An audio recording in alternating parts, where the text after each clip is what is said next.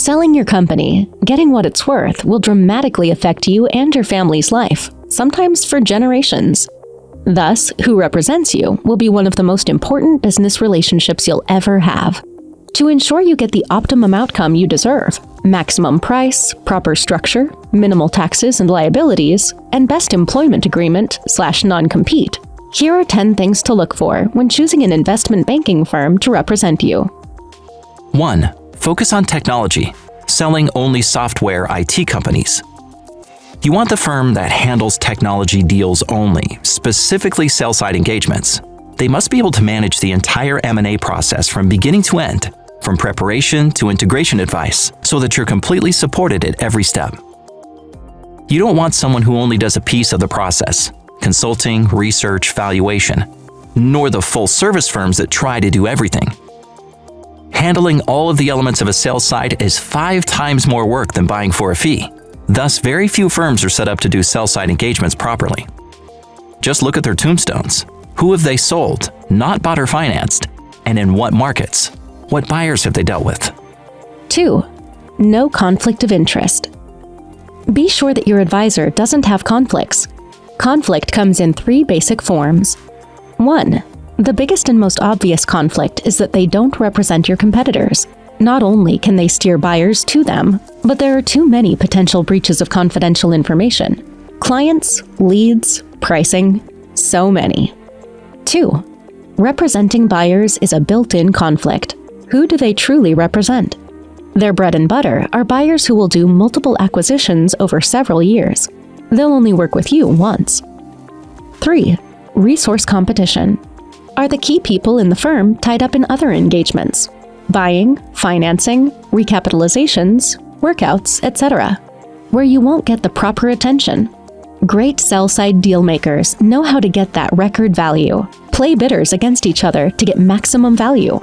But they can't do it if they're conflicted. 3. Contract alignment. Is your agreement a true partnership?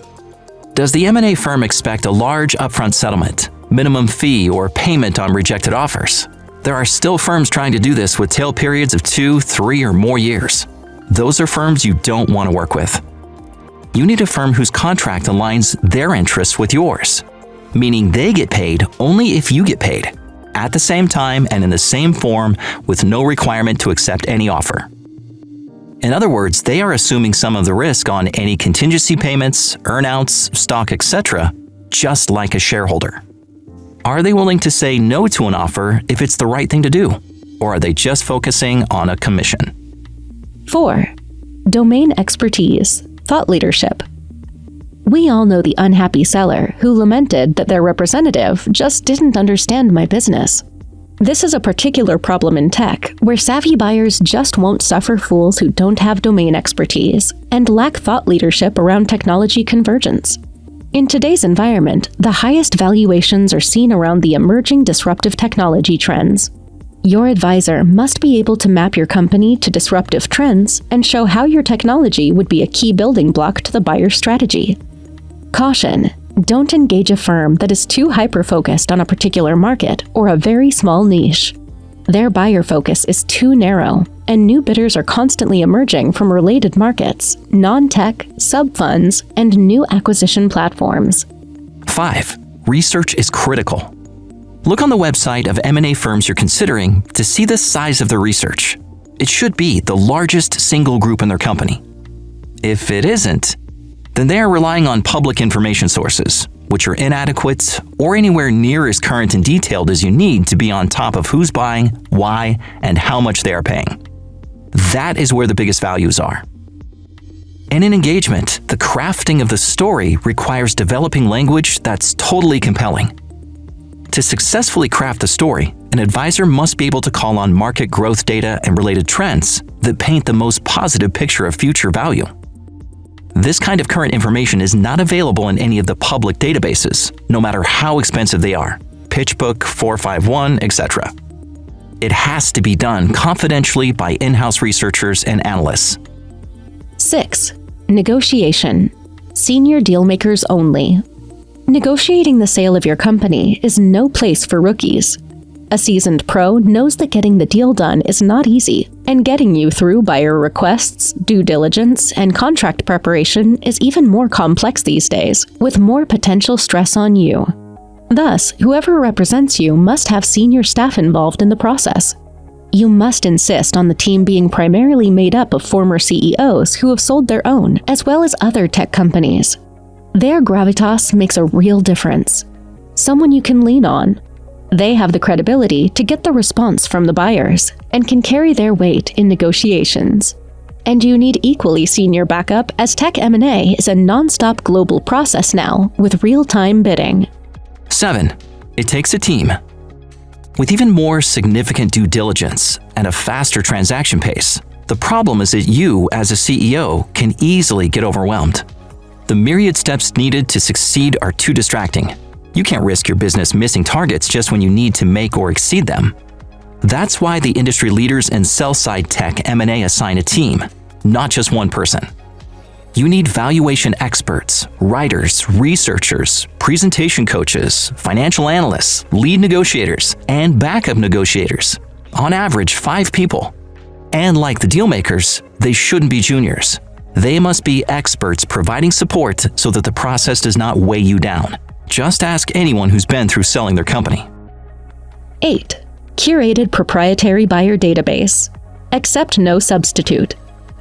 Beyond preparation, research, and valuation, does the M&A advisory firm have the right contacts? Can they get you to the right people in the right buyer's organization? It's much of what you're paying them for. Or are they relying on public information, which is usually outdated? Do they maintain proprietary data on the acquisition submission process of buyers, who's involved, and how they make decisions?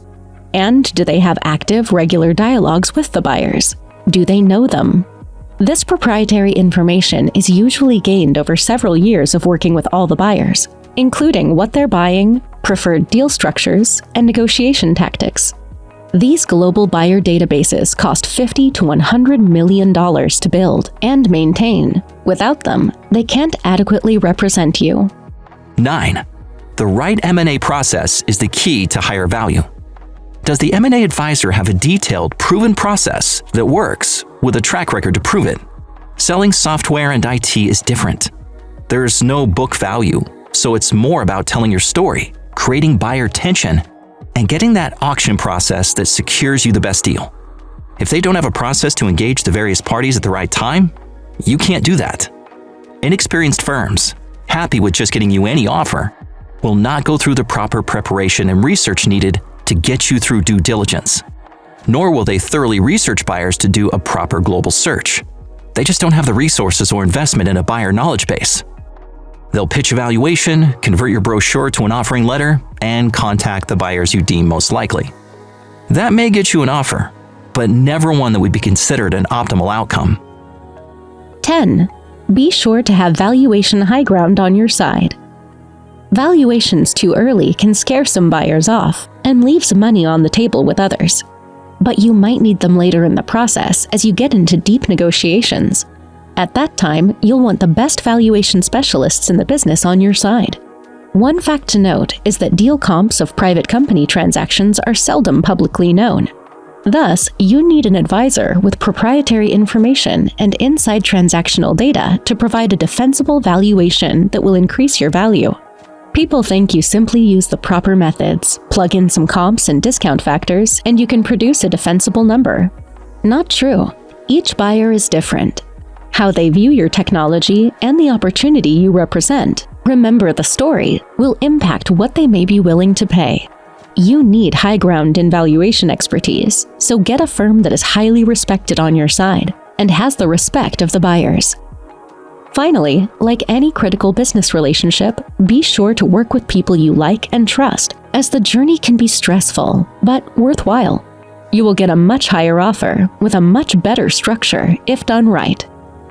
Done improperly, without adhering to these 10 tips, you won't even get an offer.